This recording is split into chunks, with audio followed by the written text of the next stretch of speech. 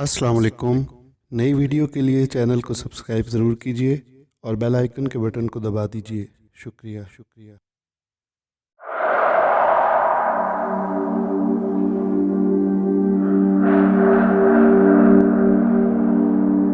मेरा नाम नौशिरवान है। मैं फैसलाबाद के नवाही गांव में रहता हूं। हम 2 भाई थे, जबकि हमारी कोई बहन न थी। हमारी 6 एकड़ ज़रई ज़मीन थी। बड़ा भाई ऐसे ही आवारागर्दी करता था और मैं ज़मींदारी करता था। रातों को फसलों को पानी लगाना देहातों में आम सी बात है। हमारे पानी लगाने की बारी भी 6 माह दिन को होती थी और 6 माह रात को। हमारी ज़मीनों के साथ 3-4 एकड़ में रेत का बड़ा टीला था और ये टीला किसी फौजी की लॉट में था। उसकी 12 एकड़ ज़मीन थी, जो कि 8 एकड़ आबाद थी और 4 एकड़ में रेत का टीला और बड़ी बड़ी झाड़ियाँ थीं। तभी इन 4 एकड़ को आबाद करना मुश्किल था। इस टीले के उकब से सरकारी नाला पानी का गुजरता था, जो हमारी फसलों के बाद आगे वाली ज़मीनों को भी पानी देता था। सावन का महीना था और बहुत हब्स व गर्मी थी सारा दिन। फिर शाम के वक्त ना जाने कहाँ से स्याह बादल छाए और एकदम बारिश शुरू हो गई। बारिश ऐसे बरसी कि इशा की अजानें होने लग गई, लेकिन बारिश रुकने का नाम नहीं ले रही थी। इलाके के लोगों ने दोबारा अजानें देनी शुरू कर दी ताकि बारिश रुके। खैर, बारिश रुक गई और हर तरफ पानी ही पानी था। और इसी रात हमारी फसलों को पानी लगाने की बारी भी थी।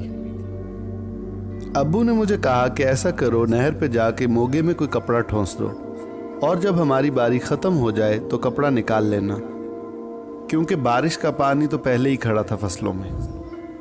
और सब लोग भी ऐसा ही कर रहे थे कि मोगे में कपड़ा ठोंसकर अपनी बारी ख़त्म करते थे। मैंने भी एक खेस उठाया और नहर पे चला गया। बारिश बरस के थम गई थी और आसमान साफ हो गया था। चांद की 14वीं रात थी और चांद पूरी आबोताब से चमक रहा था।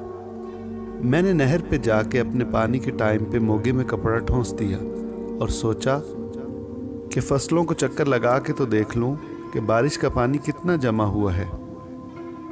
ये 1981 का ज़माना था। इस वक्त ये बिजली वाली टॉर्चें नहीं थीं, बल्कि सऊदी अरब से हाजी टॉर्चें लेकर आते थे। इन टॉर्चों में सेल डाले जाते थे। मेरे पास भी सेल वाली टॉर्च थी और मैंने टॉर्च रोशन की हुई थी और सरकारी नाले के ऊपर अपनी ज़मीनों की तरफ जा रहा था। जब मैं अपनी ज़मीन के साथ रेत के टीले के उकब से गुजरने लगा तो मुझे कुछ सरसराहट सी महसूस हुई। मैंने टॉर्च रेत के टीले की तरफ घुमाई तो मेरा तो सांस ही रुकने वाला हो गया, क्योंकि मुझसे कुछ फासले पे 8-9 फुट के 2 स्याह नाग आपस में मिलाप कर रहे थे। मैंने बुजुर्गों से सुना था कि 2 नाग अगर चांद की 14वीं को मिलाप कर रहे हों तो उनके ऊपर कोई काले रंग का कपड़ा डाल दें तो वो बंदे को नागमनी दे जाते हैं, जो कि हर बीमारी का इलाज होती है और बंदे को माला माल कर देती है। मेरे ऊपर भी शॉल नुमा लुंगी थी। मुझे सूझी कि मैं इनके ऊपर शॉल डाल दूं, शायद मुझे भी माला माल कर दें।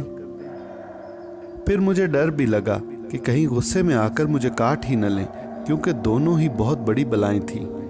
मैंने सोचा कि ऐसा मौका बार बार कहाँ मिलता है। अल्लाह को याद किया और छलांग लगा के नाला अबूर कर गया और धीरे धीरे इन नागों के पास जाने लगा। टॉर्च की रोशनी भी मैंने इन पर सीधी रखी।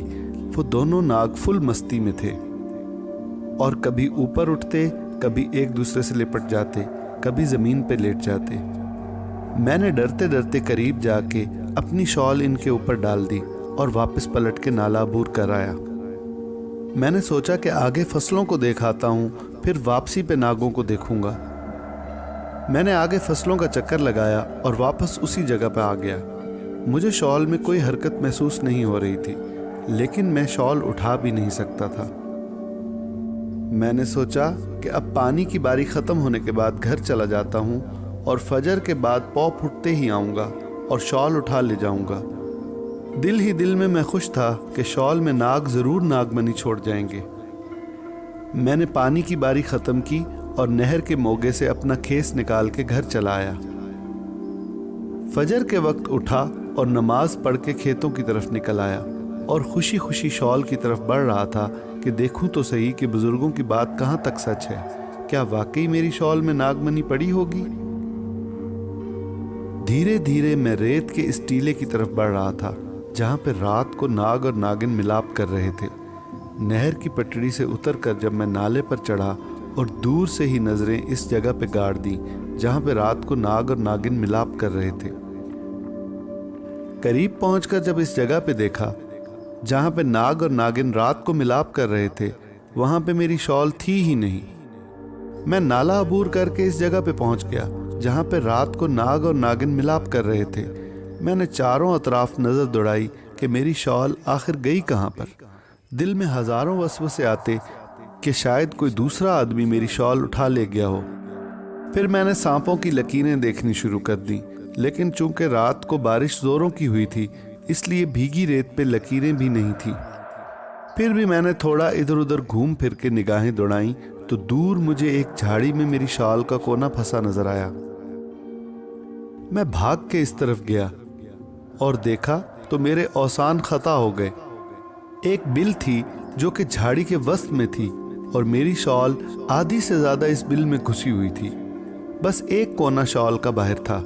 मैं समझ गया कि मेरी शॉल नाग और नागिन ही लेकर आए हैं। मैंने डरते डरते अपनी शॉल का कोना पकड़ के बाहर खींचा तो मैं हैरान रह गया। मेरी शॉल के साथ सोने के तावीज़ बाहर आए थे, जिसे मकामी ज़बान में तवीतड़ी कहा जाता है और शादी के वक्त दुल्हन को पहनाई जाती हैं। किसी इलाके में 5 तवीतड़ियाँ दुल्हन को पहनाई जाती हैं, किसी इलाके में 7 तवीतड़ियाँ पहनाई जाती हैं। मैंने गिनती की तो वो 7 तवीतड़ियाँ थी, खालिस सोने की। मैंने डरते डरते वो तवीतड़ियाँ उठा के जेब में डाल ली और शॉल उठा के घर आ गया। मुझे अब यकीन हो गया था कि नाग और नागन इसी बिल में है जो झाड़ी के वस्त में है। 8 दिन के बाद मेरी पानी की बारी थी और मैं रात को पानी लगाने खेतों में चला गया। चांद की 23-24 तारीख थी, इसलिए रात अंधेरी थी। मैं कपास की फसल को पानी छोड़ के नाला के ऊपर ही बैठ गया। कुछ ही देर गुजरी थी कि मुझे पास ही सरसराहट सी महसूस हुई। मैंने टॉर्च रोशन की तो मेरे औसान खता हो गए। काला स्याह नाग मुझसे 2 कदम के फासले पे कुंडली मार के बैठा था। मैं पहले तो डर गया, लेकिन फिर मुझे हौसला हुआ कि अगर नाग मुझे नुकसान पहुंचाना चाहता तो पहुंचा सकता था, लेकिन वो मेरे पास आकर कुंडली मार के बैठ गया है। मुझे अब शक सा होने लगा था कि नाग मेरा दोस्त बन गया है, क्योंकि नागिन के साथ मिलाप के वक्त मैंने इनके ऊपर शॉल डालकर इनकी पर्दा पोशी की थी और बदले में उन्होंने मुझे 7 सोने के तावीज़ दिए थे। मैंने नाग के बारे में किसी को भी नहीं बताया था और ना तवीतड़ियों के बारे में। मैं पानी लगा के घर आ गया।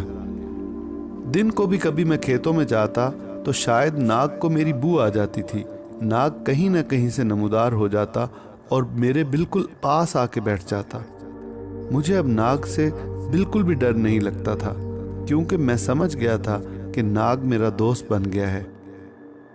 कुछ दिनों बाद एक शादी थी साहिवाल के साथ हड़प्पा के पास गांव में, और मैंने इस शादी में शिरकत की तो मुझे वहां एक बूढ़ा सा जोगी नजर आया जो कि काले नाग का तमाशा दिखा रहा था।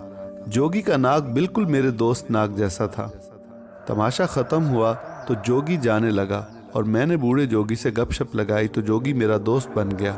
मैंने जोगी से पूछा कि आप रहते कहाँ हो? बूढ़े जोगी ने बताया कि ये 2 गांव छोड़ के आगे हमारी जोगियों की बस्ती है, वहाँ पर। मैंने ऐसे ही जोगी से वादा कर लिया कि मैं रात को आपके पास आऊँगा और गपशप लगाएंगे। बूढ़े जोगी ने कहा, बिस्मिल्लाह, आ जाना।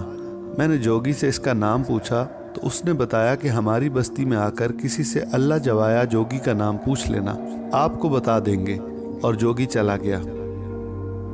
शाम को शादी खत्म हुई तो मैं एक लड़के को मोटरसाइकिल पे साथ लेकर जोगियों की बस्ती में चला गया। अल्लाह जवाया जोगी का घर पूछा तो एक लड़के ने बताया कि वो सामने वाला घर है। हमने अल्लाह जवाया जोगी के दरवाजे पर दस्तक दी तो अल्लाह जवाया के बेटे ने दरवाज़ा खोला और पूछा, कौन हो आप? मैंने अपना तारुफ करवाया और साथ हवाला दिया कि फ़लाँ गांव से आए हैं। तो उसके पीछे से अल्लाह जवाया जोगी की आवाज़ आई कि अंदर आ जाओ। हम अंदर चले गए। तो अल्लाह जवाया जोगी ने हमें सेहन में ही चारपाई पे बिठा लिया। खाने का पूछा गया, लेकिन हमने वलीमा खाया हुआ था, खाने की तलब नहीं थी। अल्लाह जवाया ने अपनी बीवी को चाय का ऑर्डर दिया और हमारी तरफ मुतवज्जा हुआ। बातों बातों में मैंने काला नाग की बात छेड़ दी, क्योंकि मैं दरअसल आया ही काले नाग की मालूमात लेने था। बूढ़े जोगी ने बताया कि काला नाग दोस्त सांप होता है। ये कभी भी बिला वजह इंसान को काटता नहीं जब तक उसे कोई नुकसान न पहुंचाया जाए। अगर आपने काले नाग को छोटी सी कंकरी भी मार दी तो फिर ये आपका पीछा नहीं छोड़ेगा, चाहे आप 7 तह में छुप जाएं, ये अपना बदला ज़रूर लेता है। बूढ़े जोगी ने एक वाक़या सुनाया कि मियाँ वाली से एक आदमी आया था मेरे पास। उस आदमी ने नागन मार दी थी सावन के महीने में, और नाग उस आदमी के पीछे लग गया था। आदमी जहाँ भी जाता वहाँ नाग पहुँच जाता। वो आदमी बहुत परेशान हो गया और किसी तरीके से भागता भागता इधर मेरे पास आ गया, और इसी चारपाई पे हम दोनों बैठे थे। वो आदमी रो रो कर बता रहा था कि मैंने नागिन मार दी है, लेकिन अब नाग मेरा पीछा नहीं छोड़ रहा। मैंने उसको दूध का गिलास पीने के लिए दिया, लेकिन उसने दूध का गिलास नीचे ज़मीन पर रख दिया कि पहले बात पूरी कर लूँ फिर दूध पीऊँगा। वो कहता था कि अब नाग कैसे मेरा पीछा छोड़ेगा। वो रोने लग गया कि उसके छोटे छोटे बच्चे हैं और नाग पीछा नहीं छोड़ रहा। मैंने उसे कहा कि आप इस नाग से माफ़ी मांग लें। वो झट से बोला, कैसे माफ़ी मांगूं? मैंने उसे कहा कि आप इस नाग को कहें कि आप अपने गोगे पीर के वास्ते मुझे माफ़ कर दें, क्योंकि काला नाग अपने गोगे पीर का बहुत अतातमंद मुरीद है। ये गोगे पीर के नाम पे रास्ता बदल लेता है और अपने दुश्मन को माफ़ कर देता है। उस आदमी ने ऐसा ही किया। हाथ बांध के उसने वही अल्फाज दोहराए कि मुझे माफ़ कर दो गोगे पीर के वास्ते। जब वो आदमी बात ख़त्म कर चुका तो मैंने उसे कहा कि आप दूध उठा के पी लें, लेकिन जैसे ही उसने दूध उठाने के लिए हाथ नीचे किया तो दूध का गिलास उल्टा पड़ा था। मैंने लालटेन की रोशनी करके जब देखा तो दूध का रंग नीला हो चुका था। मैंने उस आदमी को कहा कि जाओ, तुम्हारी जान बच गई है। वो नाग तुम्हारे पीछे मियाँ वाली से यहाँ साहिवाल तक आया था, और जिस चारपाई पे हम बैठे हैं उस चारपाई के नीचे आके बैठ गया था, और नाग ने अपना जहर तुम्हारे दूध में डाल दिया था। तुम दूध पीते तो 1 मिनट में ही मर जाते, और मैं जोगी होने के बावजूद भी तुम्हें न बचा पाता। लेकिन आपने नाग को गोगे पीर का वास्ता दिया है, तभी नाग आपको माफ़ कर गया। मेरे तो होश ही उड़ गए कि काला नाग इंतकाम लेने के लिए इस हद तक भी जा सकता है। मैंने फिर बूढ़े जोगी से पूछा कि सांप काटते किस मौसम में हैं?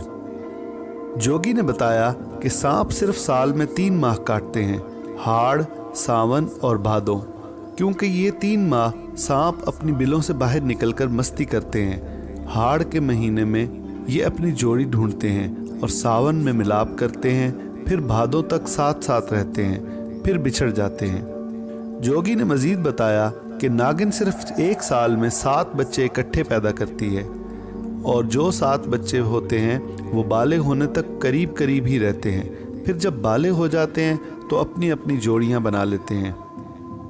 जोगी ने मजीद बताया कि सावन और भादों ये 2 माह कोई भी सांप मारना नहीं चाहिए, क्योंकि सावन भादों में ये जोड़ी होते हैं। अगर एक को मारा जाए तो दूसरा उसके इर्द गिर्द ही होता है और वो बदला लेता है।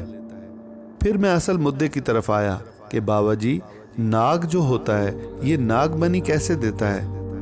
तब जोगी बाबा ने कहा कि नागमणि हर नाग में नहीं होती, ये सिर्फ चंद खास नागों में होती है। और नागमणि की खासियत यह है कि नागमणि मन का होता है, और किसी भी मरीज को पानी में घोलकर पानी पिला दें तो मरीज फौरी तंदुरुस्त हो जाता है। बाकी जिस किसी के पास नागमणि हो तो दौलत बहुत आती है उसके पास, और दूसरा दुनिया का कोई भी सांप उसे नहीं काटता। अगर किसी और को सांप ने काट लिया हो तो उस नागमणि को पानी में घोल के पानी पिला दें तो मरीज ठीक हो जाता है। मैंने जोगी से पूछा कि बाबा, ये नाग अपनी नागमणि देते कैसे हैं, या कैसे उनसे नागमणि हासिल की जाती है? तब जोगी बाबा ने कहा कि चांद की पहली तारीख से लेकर 14 तारीख तक 2 प्याले दूध रखना पड़ता है, जहाँ पे इल्म हो कि यहाँ पे नाग रहता है। और चांद की 14 तारीख को नाग और नागिन जब मिलाप करते हैं तो दोनों में से कोई एक अपनी नागमणि इस प्याले में छोड़ जाता है। वो इनाम दे जाते हैं दूध पिलाने वाले को। और अगर जब तक बंदा पाक साफ रहे और नागमणि से कोई नाजायज़ काम न ले तब तक नागमणि फ़ायदा देती है। जब बंदा किसी गलत काम में पड़ जाए तो नाग फिर अपनी नागमणि वापस उठा लेते हैं। जैसे जिन्नात के पास गायब होने का इल्म होता है, ऐसे सांपों के पास सूंघने का इल्म होता है। जोगी बाबा को मैंने ये नहीं बताया था कि एक नाग मेरा दोस्त बना हुआ है। मैं ये राज ही रखना चाहता था। जोगी बाबा से तवील मुलाकात के बाद हम वापस आ गए और सुबह मैं साहिवाल से अपने घर आ गया। चांद की आखिरी तारीखें थी। मैंने फैसला कर लिया कि चांद की पहली तारीख को मैं अपने दोस्त नाग के बिल के पास दूध के प्याले रखूँगा। हो सकता है मुझे नागमणि दे दे। मैं बाज़ार से 2 मिट्टी के प्याले ले आया और चांद की पहली तारीख थी तो एक बाल्टी में दूध डाल के प्याले लेकर इस रेत के टीले पे जहाँ पे झाड़ी में मेरी शॉल फंसी थी वहाँ पे ये प्याले रख के दूध से भर दिए और घर आ गया। सुबह जाके देखा तो प्याले खाली थे। 14 दिन लगातार मैं दूध के प्याले भरता रहा और नाग और नागन पीते रहे। जब चांद की 14 तारीख थी तो मुझे पूरा यकीन था कि नाग या नागिन लाजमी अपनी नागमणि प्याले में छोड़ेंगे। सुबह जब मैंने जाकर देखा तो वाकई एक प्याले में नागमणि पड़ी थी, बिल्कुल छोटी सी, जैसे मूंग की दाल का दाना होता है। मैंने प्याले उठाए और घर आ गया। मैंने एक प्याला पानी का भर के नागमणि इस प्याले में रख दी और प्याले से थोड़ा पानी अपनी वालदा को दिया कि अम्मा ये पानी पी लें। आप हर वक्त कहती हैं कि घुटने दर्द करते हैं। अम्मा पानी पीकर बिल्कुल ठीक हो गई और भाग भाग कर मवेशियों को चारा डालती। फिर बहुत से मरीजों को नागमणि का पानी पिलाया गया। सब के सब मरीज ठीक हो गए। बहुत दिनों तक वो नागमणि मेरे पास रही और बहुत फ़ायदे देती रही। कभी रुपया पैसा ख़त्म भी ना होता। फिर ज़वाल तब आया जब हमारे गांव में एक घर में मेरा आना जाना हो गया और उस घर में कोई मर्द न था। 4-5 औरतें ही थीं और मैं इस घर में नाजायज़ ताल्लुक़ बना बैठा। बस फिर क्या था, कुछ दिनों बाद मुझे चोट लगी और एक टांग टूट गई और मैं चारपाई पे पड़ा था। मैं अम्मा को कहता कि मुझे वो प्याले से पानी डाल के दें जिस प्याले में नागमणि थी। वो पानी भी मेरा दर्द कम नहीं करता था। फिर 2-3 दिन के बाद एक रोज़ फजर के वक्त वो नाग जो मेरा दोस्त था हमारे घर आया और उसने अपनी नागमणि दोबारा निगल के हलक में उतार ली और जाते जाते मेरी चारपाई के एक पाँव को ज़ोर से अपनी दुम मार के मुझे जगाया। मैं बड़ी मुश्किल से उठ के बैठा तो नाग बहुत गुस्से में था और फुनकार मारता था तो बिल्कुल ही सीधा खड़ा हो जाता था। सिर्फ इसकी दुम ही ज़मीन पे रह जाती थी। 3-4 मिनट तक नाग मेरे साथ गुस्सा करता रहा। फिर आहिस्ता आहिस्ता रेंगता हुआ हमारी दहलीज पार कर गया। मेरी टांग तो ठीक हो गई थी। मैं अपने खेतों में भी जाता था और इस रेत के टीले पे भी, लेकिन मुझे दोबारा वो नाग नज़र ही नहीं आया और मैं आज भी अपने दिल में पछताता हूँ कि काश मैंने वो गलत हरकत ना की होती तो आज भी नागमणि मेरे पास होती और मेरा दोस्त नाग भी मेरे पास होता। मुझे उसको खोने का बेहद अफसोस है। दोस्तों, आपको ये कहानी कैसी लगी? कहानी पसंद आने की सूरत में इसको लाइक कीजिए, शेयर कीजिए और हमारे चैनल डर की दुनिया को सब्सक्राइब कर लीजिए ताकि मज़ीद ऐसी मज़ेदार और दिलचस्प कहानियाँ आपको सुनने को मैसर आ सके। मिलते हैं फिर किसी और नई कहानी के साथ। तब तक के लिए इजाज़त दीजिए। अल्लाह हाफ़िज़।